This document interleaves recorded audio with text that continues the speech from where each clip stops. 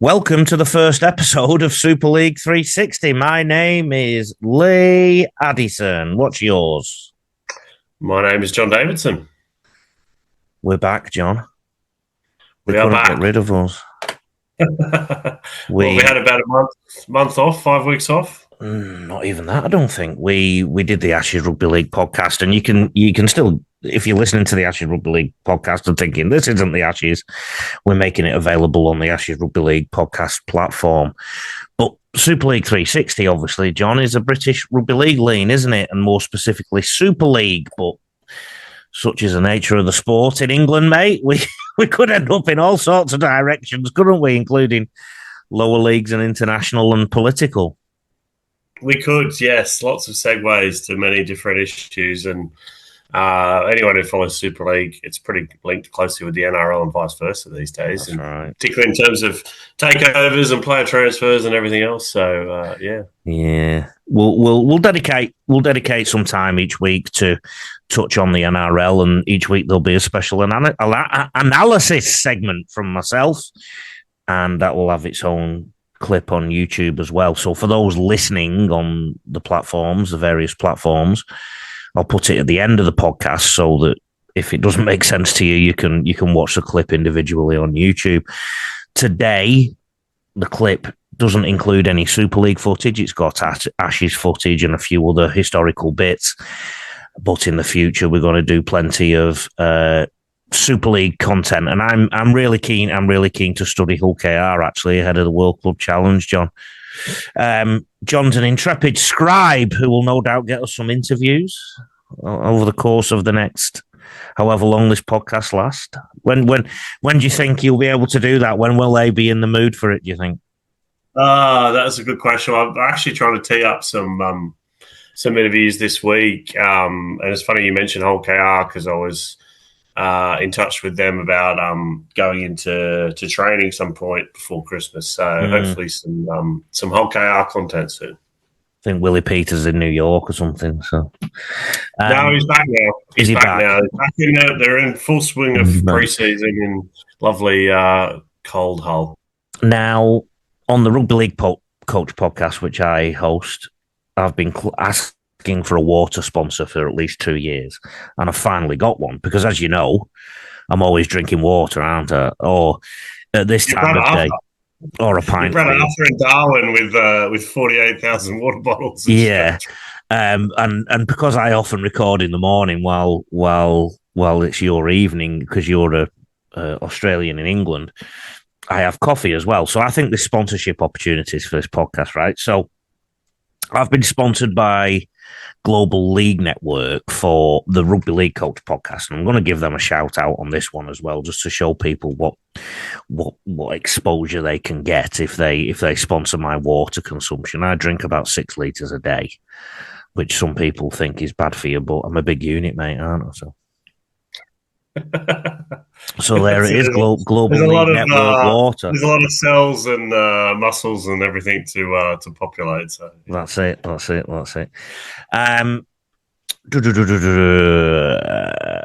I'm an Englishman that's coached at NRL clubs and stuff, and I've lived in Australia a long time. What are you, John? I'm a journalist of 20 years experience and write for numerous rugby league publications, the Eye, the Guardian, League Express, and others. I'm sure you said 13 the other week. Did you count every week as a year? No, I've been living in the UK for 13 years, but I have been a journalist. Yeah. My apologies. Just a little over 20, so yeah. Now, we're nearly at the end of the longest introduction ever. I am at rugbyleaguecoach.com.au, at Rugby League Coach on socials. And like I say, I host the Rugby League Coach podcast. Where can people get you, John? They can get me on X at Johnny D. Davidson. They can get me on Facebook at John Davidson Journalist and on Patreon at rugbyleaguehub.com long reads. Now, different to other podcasts, we're going to have sections on this, and we can even have a sponsor for the section. The first section is called Key Stories. There's been a bit of signing, retention, and release news in the UK lately, hasn't there? David Clemmer, Jackson Hastings, Harry Newman are the three that spring to mind. Yeah, a bit of a surprise. Probably all three a bit of a surprise, really. I think the Jackson Hastings one is interesting because obviously I don't even know if he played first grade in Newcastle this year. I mean, he's been out. A little bit at the Yeah, end. he's been on the outer at the Knights for ages. I think he was linked with Leeds a while ago, but I mean, he has been sort of kicked out of a lot of clubs. Not got on with teammates in a lot of clubs, so he was sort of an unwanted property in the NRL, and it was sort of surprising to see. Obviously, St Helens did need a halfback, and he's a talented halfback, but it's surprising to see them sign him, also a former Wigan player. So you don't usually see that many ex-Wigan players go to St Helens or vice versa because it is the oldest rivalry in rugby league. But I think Paul Rowley had the association when he was on the staff at Salford. So it'll be interesting to see how that one goes. And then, obviously David Clemmer, winding down his career, you would say, obviously moved on from Newcastle and moved on from the Tigers. And then I think he was at the Dragons, wasn't he? So they need some impact in a forward pack, but another one you wonder how that's going to go. How much is left in the legs? But obviously, he's had a great career, Origin, Australia, etc. An old school front rower, shall we say, with the fire and brimstone. You did a tweet about a Bradford signing, didn't you? Who's not played that much? I did, yes. I got. Seem to have. I mean, it was Ryan Sutton, and I wasn't. Context is everything, and I wasn't actually poking. I wasn't having a go at Bradford or Ryan Sutton. Obviously he's had a lot of injury problems, and I can't remember the exact stats, but he's not played many games. I think he only played a handful of reserve grade games this year and the year before that. Not many NRL games before that. So it's an interesting signing by Bradford. Obviously he's won grand finals, I think, at Wigan. But a lot of Bradford fans were unhappy about it, and John Bateman had a pop at me as well. But I think, as I said, context is everything. When you're looking for players in November, October, there's not many players available. No. Like, people seem to forget that the only players generally available this time are players that no club wants, or they've been sacked for some sort of off-field controversy, which is obviously not any of the players that we just mentioned, but in terms of the off-field controversy. But they're unwanted because most players make decisions on their future 9-10 months in advance, if minimum probably 6 or 7 months. So people forget that. So it is very hard for Bradford, for York, for Toulouse to be trying to build squads for Super League with 4 or 5 months' notice and half the budget. Well, Bradford don't have half the budget, but yes, the other two, definitely. Talking of players who've planned ahead of things, Harry Newman going to Perth. What can Perth fans expect? Yeah, that's a real surprising one because I was actually listening to some other podcasts. Apparently, he was linked to an NRL move years ago when he kind of burst on the scene. It was apparently with South Sydney when Shane Richardson was there, but tried to sign him. Now, he's an interesting one, Harry. Very talented attacking centre, quick feet, quite dynamic, but probably known for not having the best temperament. Gets wound up easily, loses his cool easily. He did play in the third test for England against Australia in the Ashes most recently. It's interesting that Perth, I think a lot of people in Super League thought Perth would try and target some Super League players. And this has obviously happened, one of their first signings. I think, he's obviously not been confirmed, but probably one of the first signings that's actually come out apart from Lindsay Smith. So will he adapt? How will he go? I mean, some English players do really well in the NRL. People in Super League tend to forget the ones that don't do so well. So Will Price, Callum Watkins didn't do well. There's lots. Ryan Hall barely played a game. There's lots who fail. There's probably more who fail than thrive, to be honest. And the ones who generally do succeed are props and edge back rowers. Magic Weekend's going to Everton again. Sorry, we're going to Everton again as a game. It's got, Magic Weekend is going there. Are they going to paint the field this time? They're going to mark the lines. No, who needs lines? It's just like it's underrated. No, yeah, I mean that's another one that only judging by my social media, but a lot of people hate it. Look, obviously I was there for the second test. From the media point of view, it's a fantastic stadium, like bright, new, shiny, lovely place on the docks. There's not a huge amount around it. It's a little bit out of the centre of Liverpool, but I don't think it's that far. There are a couple of pubs nearby, and people have got legs and they can get Ubers. Well, some people have legs, obviously, some don't. But it's a great stadium. For those who don't, obviously, get your transport booked. But look, Newcastle, from the reporting that's been there, Newcastle wanted a bit more money. Everton was a bit cheaper. Everton, obviously, Liverpool is a lot closer to Wigan, St Helens, Warrington, Lee, etc. So, look, I think it'll be great there. I've already booked my Saturday night hotel. I love Liverpool. It's great. Liverpool's a great city, as is Newcastle. But yeah, I think it's a positive. They picked. I can't remember the exact lineup of fixtures, but I think Wigan are playing St Helens. Yeah, to end on the Sunday. I think the first game might be, off the top of my head, York Huddersfield, but I think they've got a good mixture of Leeds fixtures. Playing Bradford, are they? I'm not 100% sure on that. I'll need to check. But look, I think it's good. The interesting thing is, though, with Super League going from 12 to 14 teams, they were going to scrap Magic, and they didn't want loot fixtures, but then it's been resurrected and it's a loot fixture. So it just goes to show the planning is great. I think credit where credit's due. The Super League, the Rugby League, Rugby Football League, been quite good at leaking stories out in the last few weeks, and I think the NRL's probably on a bit of a hiatus in that regard. And as you know, Australia tends to shut down somewhat in the summer. I know that the Daily Telegraph, for example, have done their last Sport Confidential column literally yesterday, and they said we're going to have time off till next year. So Super League's got a great chance, particularly with the season starting so early as well. What is going on at Salford? Because they were a Super League side, and I think they have had more adjournments than wins this year. So they've had more adjournments of their court case, their money thingy. What's going on? Yeah. Well, they've got another. So they're due back in court on December 3rd. So what is it? We're recording on the 27th. Well, 27th where I am and the 28th where you are of November. But they're back in court.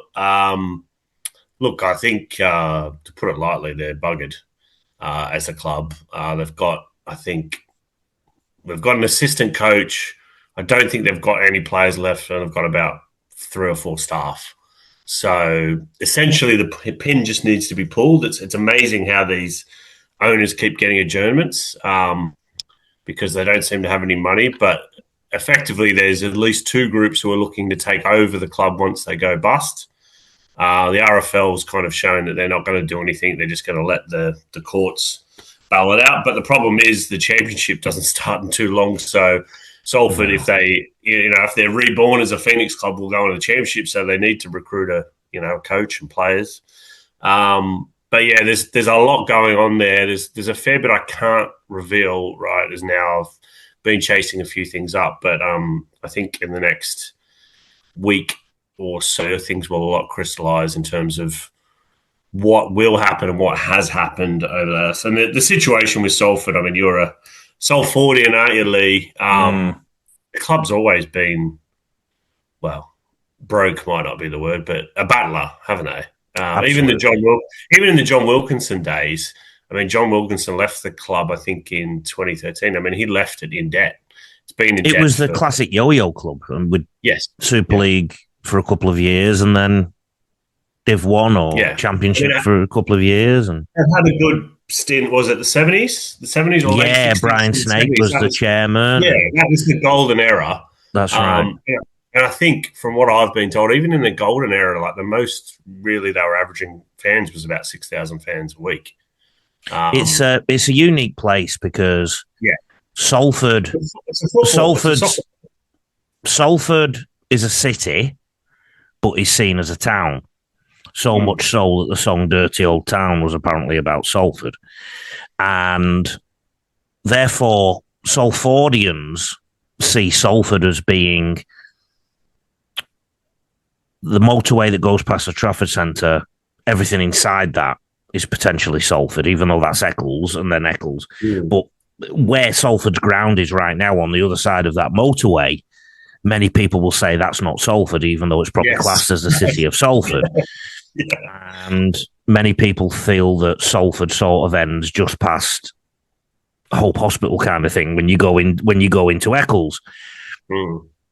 So some people complain that the club isn't in Salford anymore, yet those same people didn't really go and watch them when they were in Salford either, and you could walk to the ground, because you can't really walk to the ground anymore unless you live in Earlham.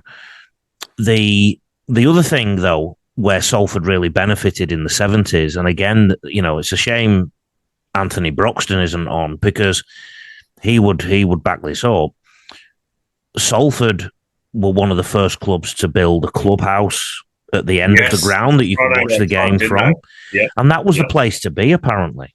So half the Manchester United and Manchester City players used to go there. So that pumped a load of money into the rugby league club, basically. So, and I did my formative weight training and whatnot in that, underneath that clubhouse in the gym, because I was a Salford Academy junior. So you felt part of the community there. So there's that side of it too. So, but on the flip side of that, because it's so close to Manchester, and it always feels like Salford is seen as the runt of the litter compared to Manchester, you've got these big behemoths called Manchester City and Manchester United. And comparatively, in the 70s, they were bigger still. And then 92, 93, we came into the Premier League era, and Manchester United were at the forefront of that and became a really big global brand. And little old Salford probably suffered from that too. And you may remember they changed their name to Salford City Reds to try and keep the city name in. And I think they've done so many things wrong over the years. I mean, they've had so many different logos and badges and nicknames and team names, and this doesn't help. It literally doesn't help. If you were to ask, what does a Salford jersey look like, we'd be hard pressed to answer. It's got red in it. I know that. Yeah. I think if you were to go to Wigan or Hull FC and ask that same question, right. I know they do variations on it. I do know that, but they are rarer, put it that way. So they've done so many things wrong in that regard. So you reap what you sow. And from my perspective, I think they possibly risked a bit too much a few years ago. Yes. And I think it's gone too far the other way. Sometimes the quicker you go up, the quicker you go down as well.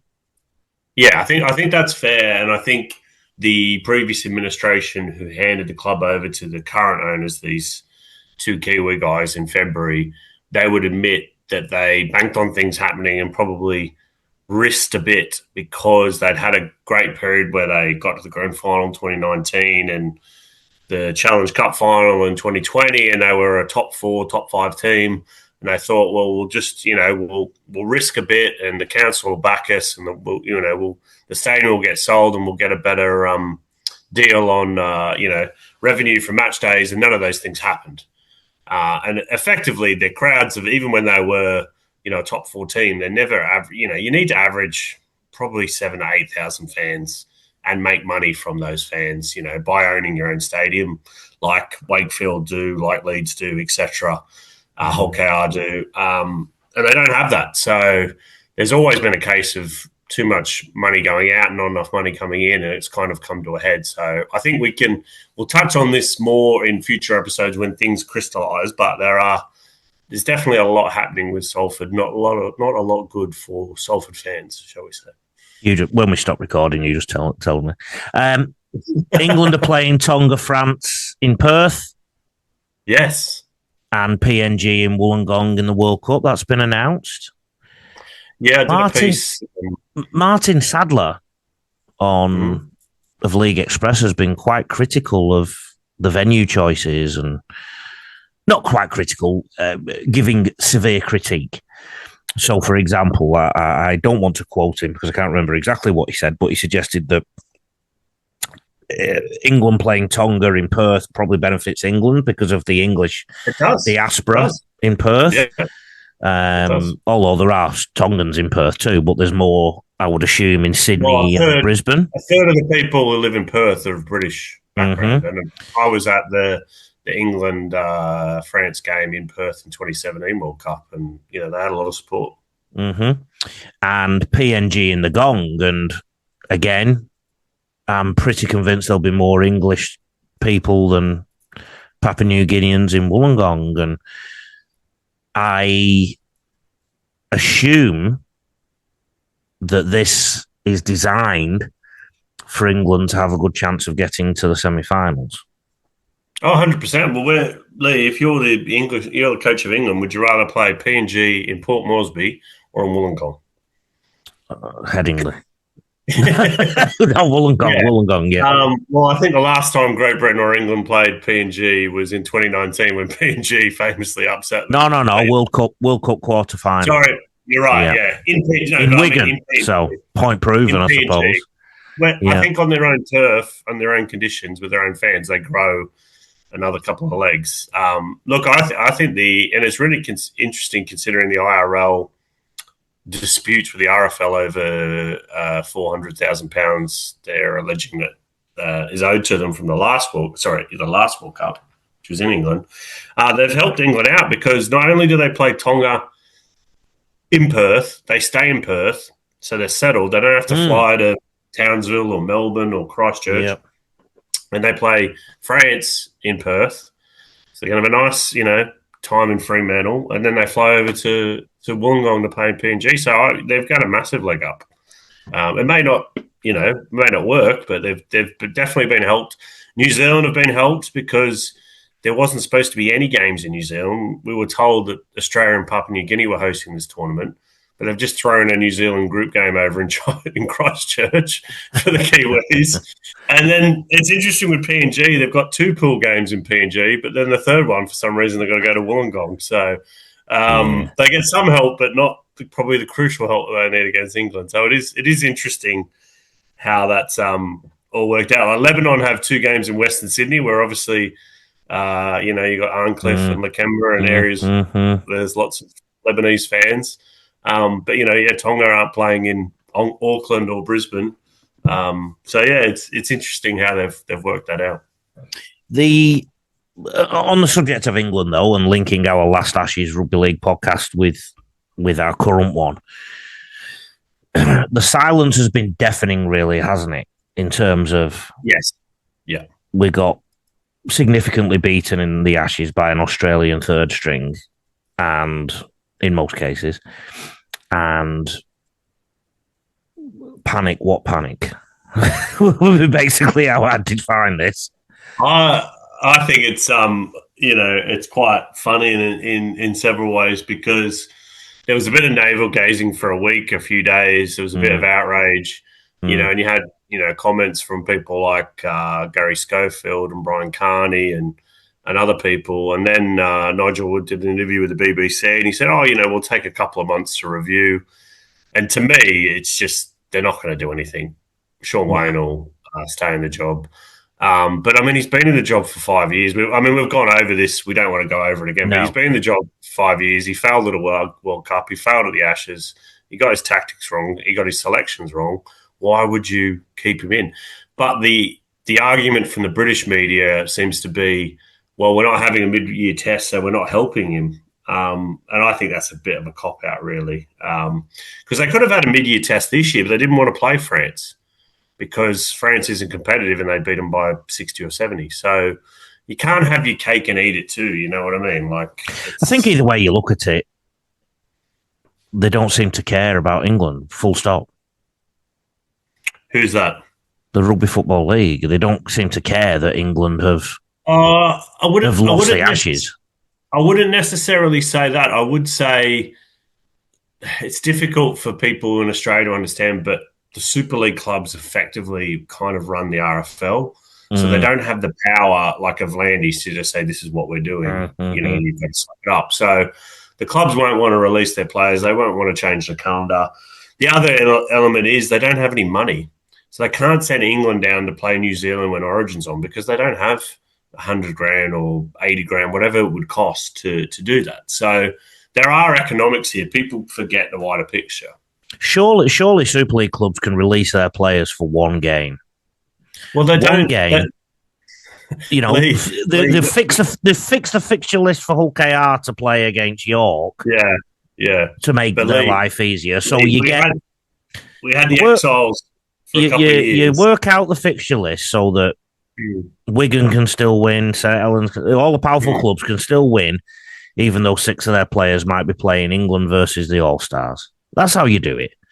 Lee, we had the Combined Nations All-Stars, which was basically the Exiles for a few years. But they didn't have Bevan French, they didn't have Jai Field. Basically, all the top clubs didn't release their foreign players to play against England because they didn't want them injured. So, yeah, the clubs rule the roost, and it's just not going to happen.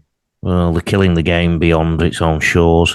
You mentioned earlier the Rugby Football League in dispute with the International Rugby League. So if this isn't sorted, are England going to be playing in Port Moresby, Combank Stadium, and Paris in the World Cup? I think that they just won't be getting any money. They won't be getting any money for turning up. They'll be staying in motels.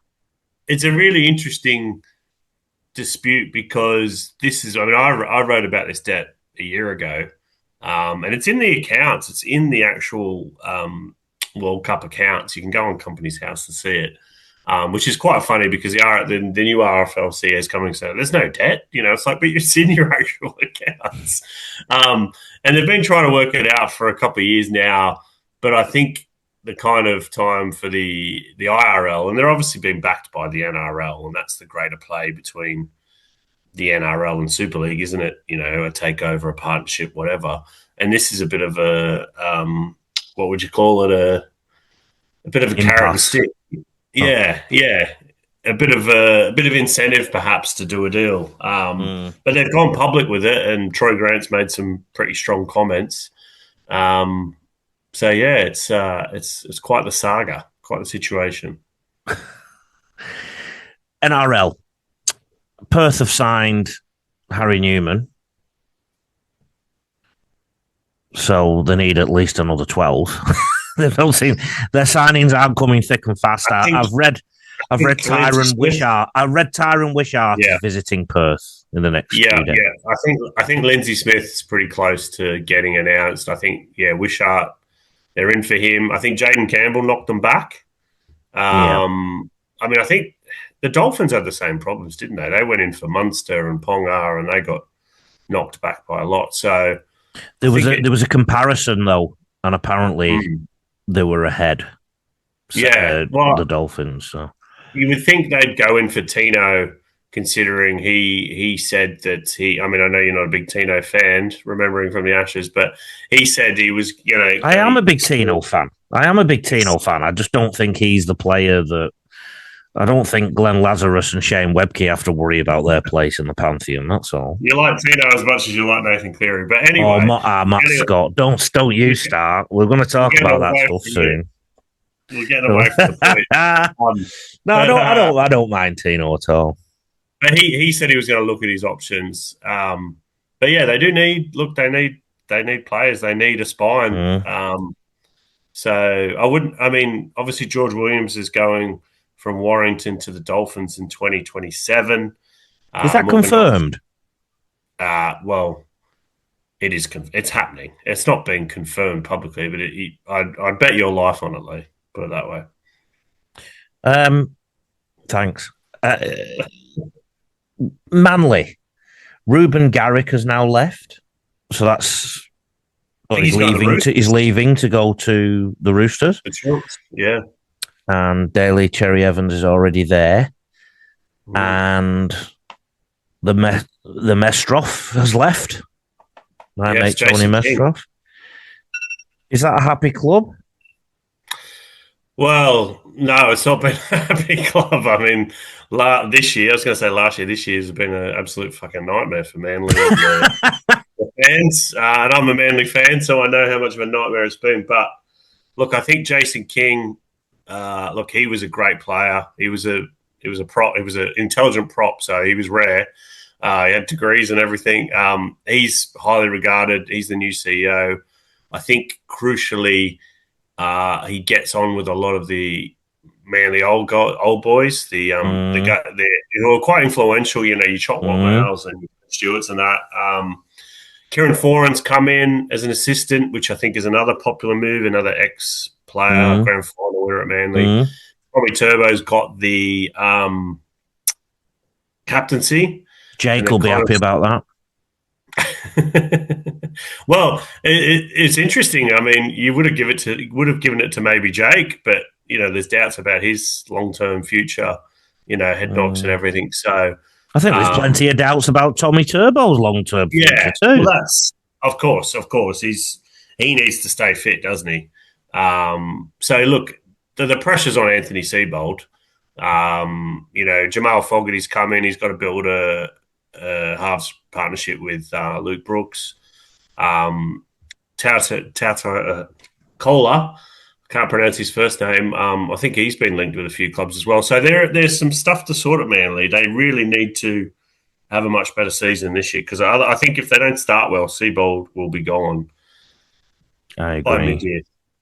Right, John, this is the bit that everyone's going to look forward to every week. We're going to spice things up now. We've run through bits of news now, just ticked a few boxes, but now we're going to get spicy. Each fortnight during the off-season, and then from February, we'll probably be weekly, we're going to have Johnny's Jab and Lee's Laugh. Now, my laugh could be something funny or something, geez, that's a lot. They're having a laugh, aren't they? And this week, mine's they're having a laugh, aren't they? The Johnny's Jab can only really be, you know, a jab is a punch, isn't it? So, or an injection of some kind. So, what's Johnny's Jab this week? Just hang on, stop. Hang on. Wait. Sorry. We can get these sponsored. Johnny's Jab, sponsored by Everlast. Go on. What's Johnny's Jab this week, sponsored by Everlast? I think I think I've always been a fan of Twitter or X, if you call it, but since Musk's taken over, it has gone to the dogs. But some of the comments and interactions that I get on a daily basis, I don't actually respond very much anymore because a lot of it is a waste of time and it's just complete fucking nonsense. Yeah. But some of the way the comments that people put in, you just wonder what are they thinking, hoping to achieve. I highlight one I received today from Dave Everly, and I posted a story that Steve Mascott had written about Hull KR expressing a preference to play a promoted side in round one, obviously before the World Club Challenge, to kind of give them an easy game before they faced the Brisbane Broncos. And there's this comment from Dave Everly, which said, the RFL handed everything to KR last season. What made you think this coming season would be any different? ? It's just, I mean, for those who don't know, Hull KR won a treble. So they won the league, they won the minor premiership, they won the grand final, and they won the Challenge Cup, which I don't think they'd never done in their 100 whatever year history. It's not an easy thing to do. So Dave may be a Hull FC fan. I would imagine he is. But how are you supposed to answer that? Like, what have they been handed? And to be honest, a lot of people, and that's the other thing, we live in an outrage era, don't we, Lee? Everyone's outraged and angry about everything. No one has a sense of humour and, everyone is a snowflake. But what's the problem with them playing York before they play the Broncos and then they fly to Vegas? I mean, help them out. If you can help them out, whether it's Hull KR, whether it's Wigan, whether it's St Helens, if you can help them out in the fiction, they've got to play York sometime. You know, what's the issue? I don't really see an issue because it is the best of Super League against the best of the NRL. It's not just one club. So, I don't get the outrage. So your jab is about crazy people online. Look, I've Yeah. We often share on our personal socials, don't we? The bits and bobs that we get. I have had a barrage in the last few weeks, so and it's been based on my critiques of England in the Ashes in particular. Things really started. I get people in England telling me that I've got something against England and I've got a downer on Super League and this, that, and the other. You're biased against England. You're biased against Australia. You're biased against Penrith. I had one fella the other day say, "Oh, it's not like you to put a negative take on something," and it was that I said, "Isn't Turbo a risk as captain because of his injury rate?" That's a fair point. It's a fair point. Right, negative, and it's like first of all, so these are the innocent ones, right? These are the gentle ones. That, people say, "Oh, you're being negative." In England, this is particularly prevalent. They think that if you don't say warm and fuzzy things, being negative. There's a reason a lot of the things we say aren't particularly warm and fuzzy, and that's because most of the game in England is absolutely shit. Right? It's run in an average way. It can be a lot better. The Super League is allowed to be economically dwindled so that we have reserve grade players playing in Australia who then move over to become Super League players. And that's part of Lee's laugh, actually. I'll talk about that. And England haven't beaten Australia, or Great Britain haven't beaten Australia in a series or a World Cup for 55 years. And you want us to be warm and fuzzy all the time. No, these things need to change. So just because somebody says they need to change, that does not mean they are being negative. It means they are highlighting what needs to change. And just because Turbo has been injured and I mentioned it doesn't mean I'm being negative. I am just critiquing. And so that's the first thing. And they're the nice people.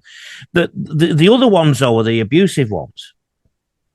And since I did the English stuff, and then I decided I was going to critique Nathan Cleary. Now, first of all, people assume I don't like Nathan Cleary. Why the hell would I not like Nathan Cleary? He's not done anything wrong to me. He's a lovely guy. I worked at Penrith. I don't have anything against Penrith, or I don't support any NRL team. I just look at the things the way I see them. Nathan Cleary has been playing poorly in rep football, so I decided to do something about it and do a video outlining that. I don't mind anybody arguing with me and debating. I don't mind that. But the personal stuff, that goes beyond the pale. And we're in that world now. And unfortunately, in my screenshot, I've not saved the name of this person, but this is one personal message I got. Somebody DM'd me, and I was so tempted to call him on his Facebook page and give him a mouthful. And I've got a long fuse like that. He said, "Cockwomble, you're a nobody. So glad we humiliated you." This is a personal message to me, right? "I love putting dickheads who've never done anything in their place. People like you, people who think know everything about a particular discipline. People who have never done anything. Who the fuck are you? What did you ever do? Who did you play for or coach in the NRL? You know fuck all, obviously. Why don't you go and drink a few more pints of tepid rat's piss and go back to your tower block on the estate and try and scrape together enough money for another 6 pints? Some fucking northern who thinks he knows something about rugby league. You're just annoying. You're talking yourself up like England are something, but they're not. You invented the game, rugby league and cricket, but you're shit at both. Just stop embarrassing yourself."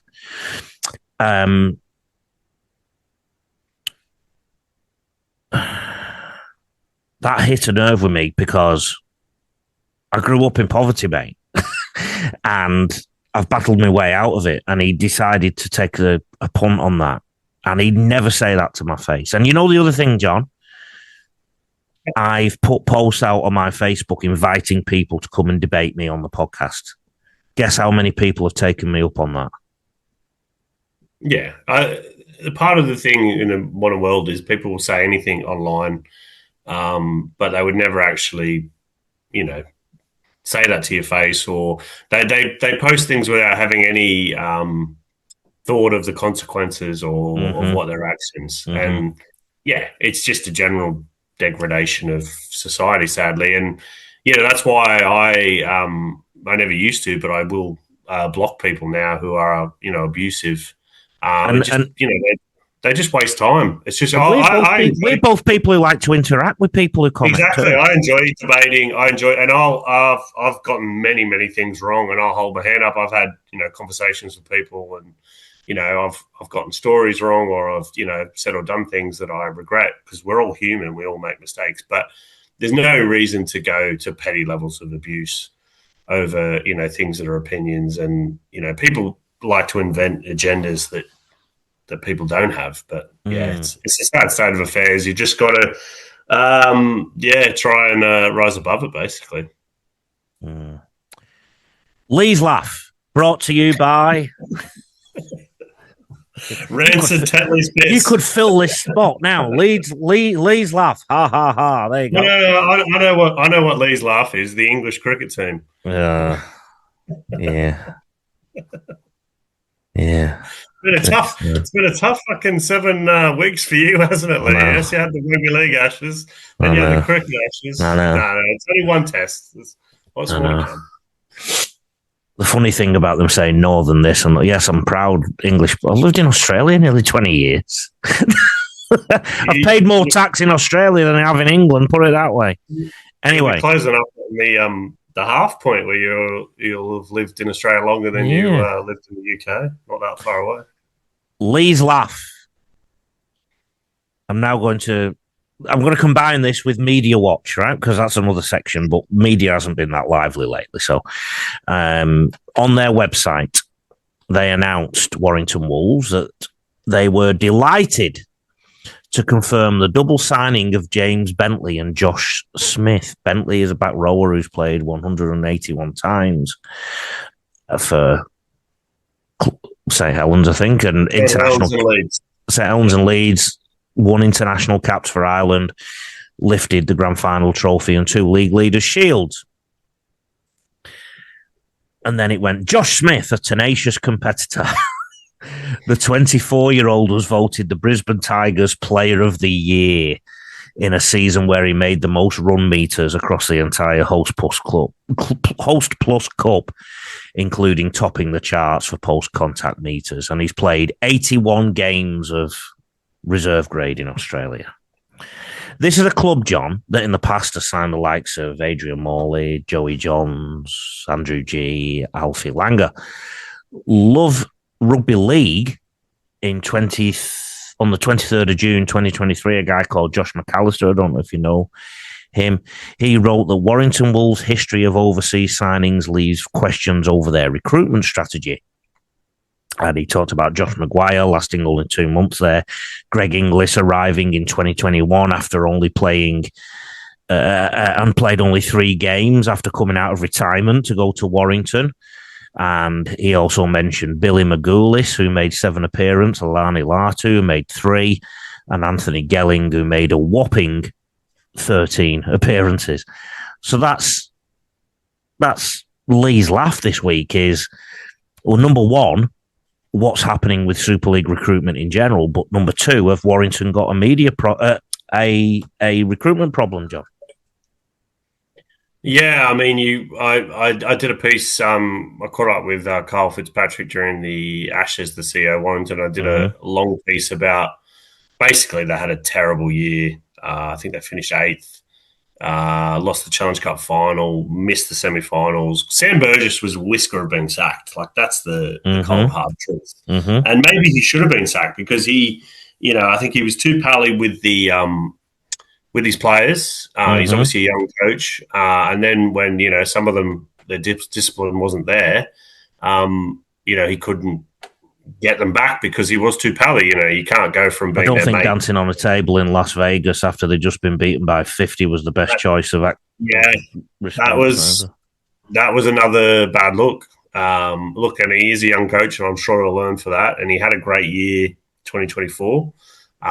But yeah, in terms of Warrington, you could argue they've had a recruitment problem for quite a while. But I will give the club credit in the fact that they've made a focus on their academy. And this is always, particularly by Wigan fans, because Warrington end up signing a lot of Wigan players, that they're a buying club and not a development club. While Wigan are a development club, St Helens are a development club, Leeds are a development club. But Warrington have put a lot of money into their academy, and they are bearing fruit. One of the young kids, Ewan Irwin, who's a 17-year-old halfback, who the Bulldogs and 4 other clubs were after him. Joey Johns has publicly said about what a talent he is. There's lots of other good young players who are going to get opportunities. Tyler Ray, the fullback. So they've changed their model. Now, the Billy Smith one, I must admit, when I saw that press release, I said, who? And I don't know every player who plays in the New South Wales Cup and the Q Cup or in the NRL, but I know quite a few of them. I've never heard of him. No. Now, I thought Billy Smith was in Keds. Kez. Yeah. Look, he may turn out to be a good signing, but you would have thought at the age of 24, he's been scouted by every NRL club. He's probably maybe spent some time in a system. So I think there's a few ways to look at it. I think people have to realise that the NRL salary cap's 2.5 to 3 times bigger than the Super League one. And the money just isn't there for name signings anymore. So there already is a lot more of these, reserve grade players at York and at other clubs. Wakefield, for example. And look, some of them turned out, to be great buys. You could argue Bevan French and Jai Field, who'd had played some NRL, but not a lot.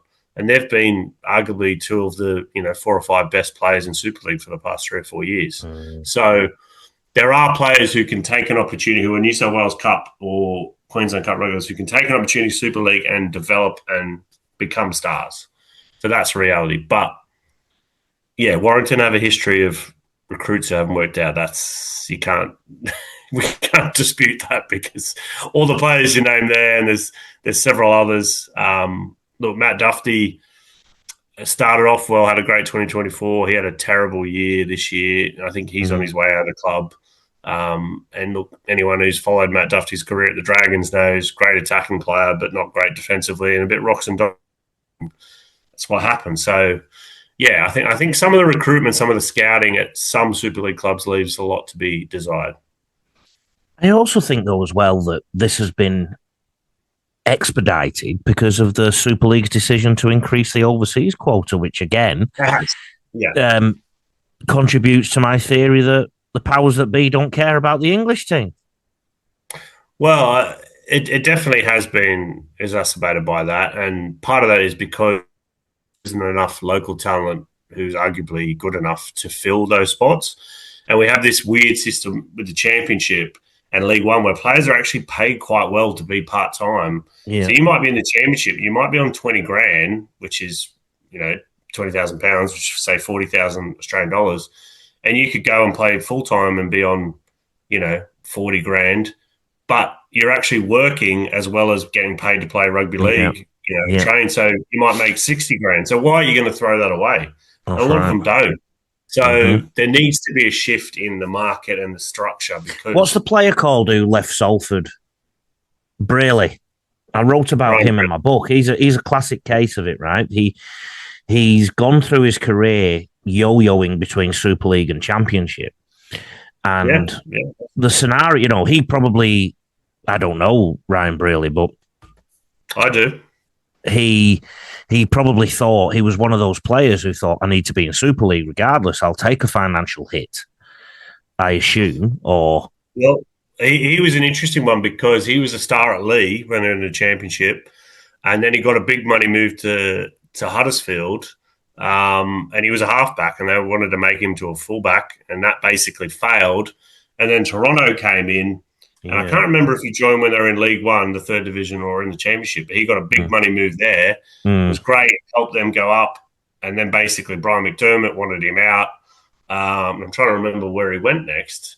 It might have been Salford or it might have been somewhere else. But he basically became a Super League regular in Salford and did quite well. Now he's dropped back down into Oldham. He's also got a career as a football agent. He represents women's soccer players.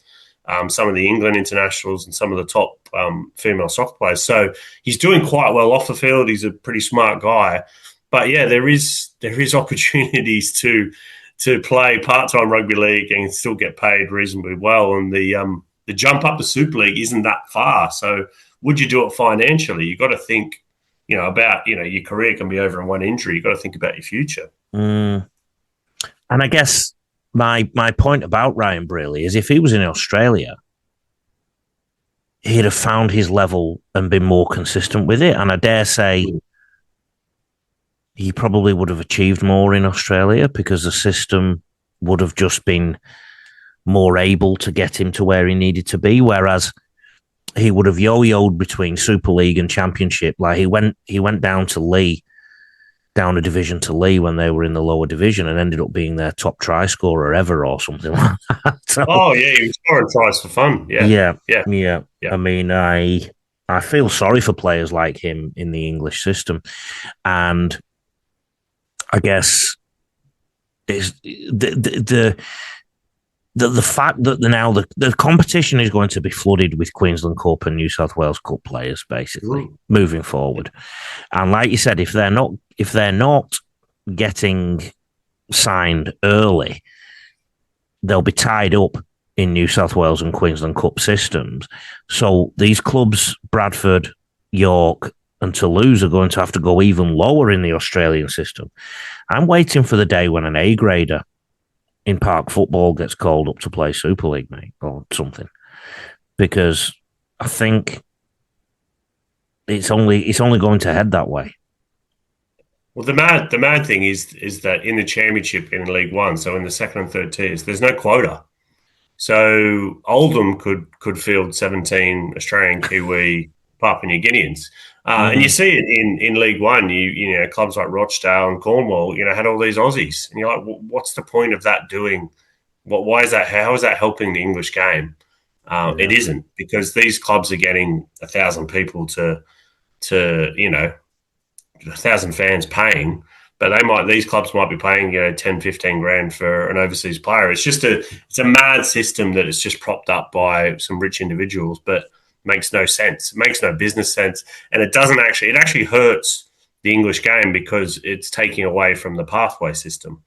That's right. So there needs to be a realization at some point. I think we're getting there, but it certainly hasn't happened. I'm just trying to find it, but I can't seem to find it. But I made a list of the import players in Super League 15 years ago. And if you look at the quality that was there compared to now, it's staggering. You had Danny Badiris, you had Tommy Lulawai, the Pulatuas, Francis Mealy. You had a list of players who'd either played a shitload of NRL or international for Australia or New Zealand or Origin.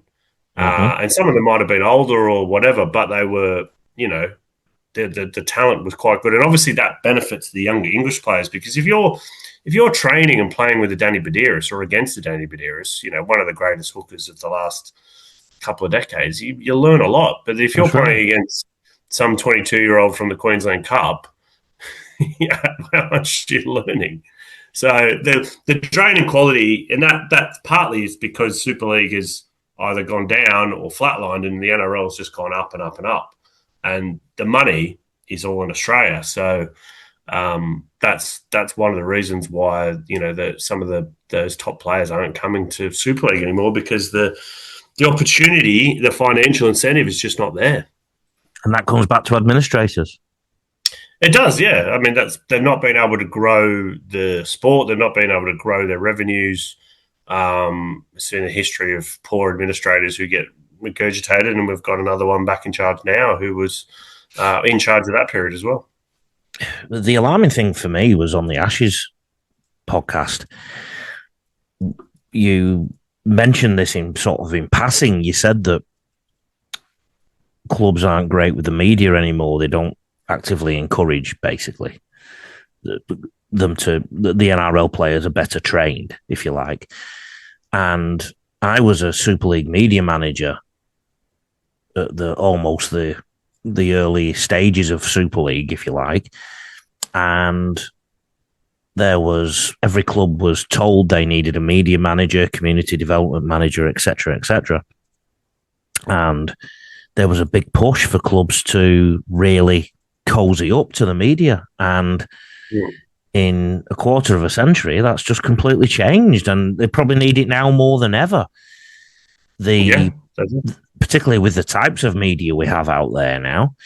And they're just doing the exact opposite. It is absolutely scary. And the other thing, back to the signings, I remember about 4 years ago, my mate Chris texted me and said, "What do you know about this player, Cade Cust, who'd signed for Wigan?"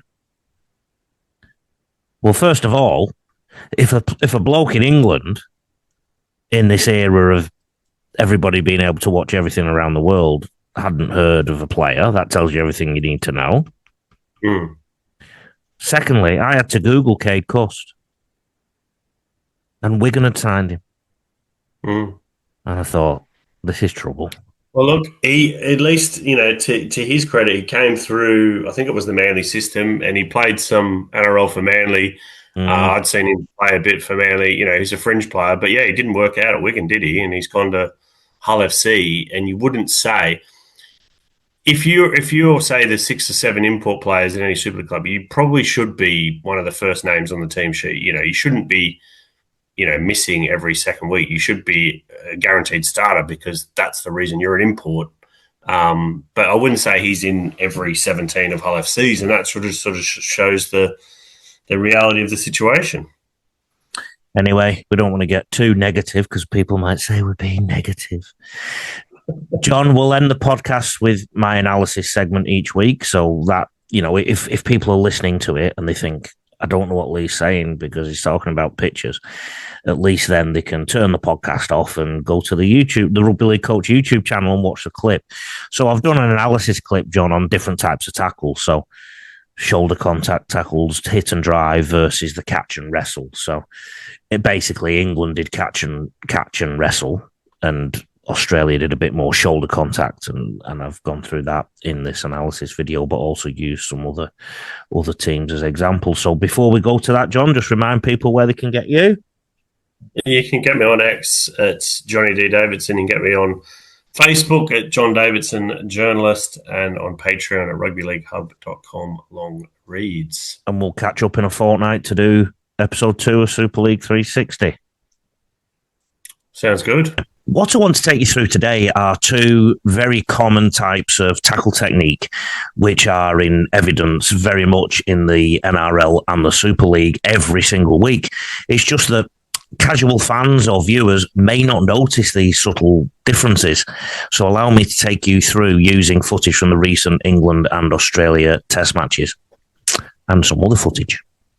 I don't want you to get wrapped up in the fact that this is England versus Australia. I just want you to recognise that the team in the white, England, tackled with what we would call a catch style of tackle technique, and Australia, particularly Harry Grant, didn't.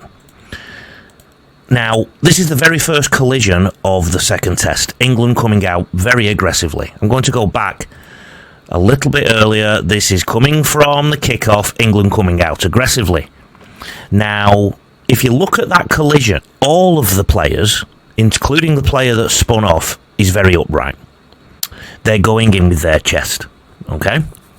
And they then try and put the player down and control the ruck as a result on the floor. I'm not necessarily going to go through the wrestling elements today. However, I do want you to notice the direction of where the players with the ball go after the initial collision. Now, I have paused the tape here at what I call the contact line, or what we call the contact line. Paddy Carrigan has taken the ball in, and he has been met by the English defence. Now, it's very clear from this freeze frame that England are going in to catch. Chest first, open arms, not the top of the shoulder. And Pat Carrigan's initial contact there just went over the contact line a bit. Now, England actually bring Pat Carrigan towards their own try line in their wrestling or post-contact wrestling, okay? And this is my point. So you can actually lose some momentum in your defensive line if you tackle like this with the chest, but it also shows you how good these players are at control. So I want you to notice how often England used the chest contact in all these clips again before I take you to what Australia, and in particular Harry Grant, did. So chest contact towards the try line of England. On the next collision, you'll see Harry Grant's collision straight in with the top of the shoulder. Now, this could be something he gets taught at Melbourne, but they're very subtle differences. And in fact, I think you'll agree with me, Australia are a lot more compact in what they do there. Their bodies are tighter to Herbie Farnworth there as they are controlling him down to the ground. Again, Angus Crichton, that was a shoulder contact, if you ask me. It wasn't necessarily top of the shoulder, but the back was bent more. Let's go back and watch those again. Harry Grant, shoulder contact, and I'm going to tell you why the shoulder contact is important very soon. Angus Crichton, shoulder contact. You may also notice that players' studs are still in the ground when they tackle. This is a big indicator of power, and I'll tell you why soon. Harry Grant again, shoulder, studs in the ground from both players. This is a historical video. This is Poland versus Vanuatu in the 2018 Emerging Nations World Championships. The player on the left has lost his feet. Now, the reason feet are so important is that you get a lot of power from your legs. So if you imagine doing a squat in the gym, for example, or lifting a box, you are encouraged to bend your legs and lift using the power of your legs.